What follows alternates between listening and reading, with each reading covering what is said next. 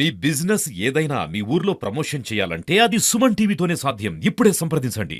మా సమస్యలు ఏంటి అంటే ఇక్కడ ముందు డిఎంఎఫ్ అని డెడ్ రేట్లు అని అవి 2019 తర్వాత విపరీతంగా పెంచడం జరిగింది. ఇప్పుడు వాటిని ఇంప్లిమెంట్ చేస్తున్నారు. మరి ఇప్పుడు కొత్తగా కన్సిడరేషన్ ఫీజు అని ప్రతి క్వారీకి ఒక సమస్య వచ్చి పెట్టింది. దీనివల్ల నాప్రాతి పరిశ్రమ ముందే కుదేలైంది. వీటిని ఎవరు కొనే పరిస్థితుల్లో లేరు. టైల్స్, గ్రానైట్, ఈ వైట్ మార్కులు ఇవన్నీ రావడంతో. కానీ మా నల్లరాతి మండలు పోయేది ఎక్కడ మహారాష్ట్ర డోర్ పట్టీలకు పోతున్నాయి, డోర్లకు చేసుకోవడానికి మాత్రమే. ఇప్పుడు అది కూడా పోయే పరిస్థితి లేదు. ఇప్పుడు గత 5-6 రోజుల నుంచి మేము రోడ్డు మీద పడ్డాము. మా గడ్డగా మీరు వచ్చారు. ఈ రోజు మా పరిశ్రమను మమ్మల్ని ఆదుకోవాలని మా అందరి తరఫున మిమ్మల్ని వేడుకుంటున్నాము. కన్సిడెంట్ ఫీజు నిన్న మొన్న 4 రోజుల కింద రావడం, చాలా మంది కూడా ఈ యొక్క డబ్బులు కట్టాలంటే మా చేత కాదనేటువంటిది నాతో ఫోన్లలో మాట్లాడము, పత్రికల ద్వారా తెలుసుకోవడము, పత్రికలు కూడా రాయటం జరిగింది.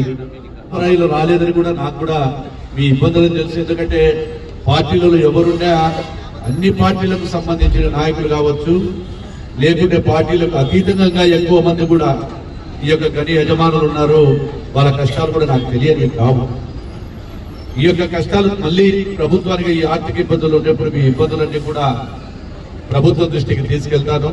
ఇక్కడ నుంచి కూడా రేపు 4-5 ఈ రోజు ఇప్పుడు ఇది అయిపోయిన తర్వాత మళ్ళీ ఆలస్యం చేయకుండా రేపే మంత్రి గారికి కూడా చెప్తాను. నేను టైం తీసుకుని ఇప్పుడు వాళ్ళు కూర్చున్న తర్వాత మాట్లాడి మీరు కూడా ఒక 2-3 అసోసియేషన్ తరఫు ఒక 3-2 గుంపులు వస్తే కూడా అక్కడ ఏమి ఉండదు.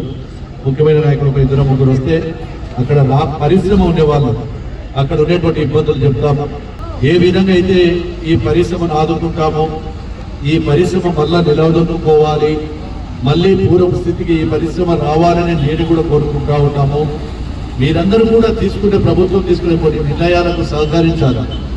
ఈరోజు ఏదో ఒక టన్ను ఎక్స్ట్రా అంటే 2 టన్నులు పర్లేదు. ఇప్పుడు మనకు రాయంటేమో 3 టన్నులు 4 టన్నులు పెట్టుకుంటాం, 8 టన్నులు తీసుకుపోతున్నాం.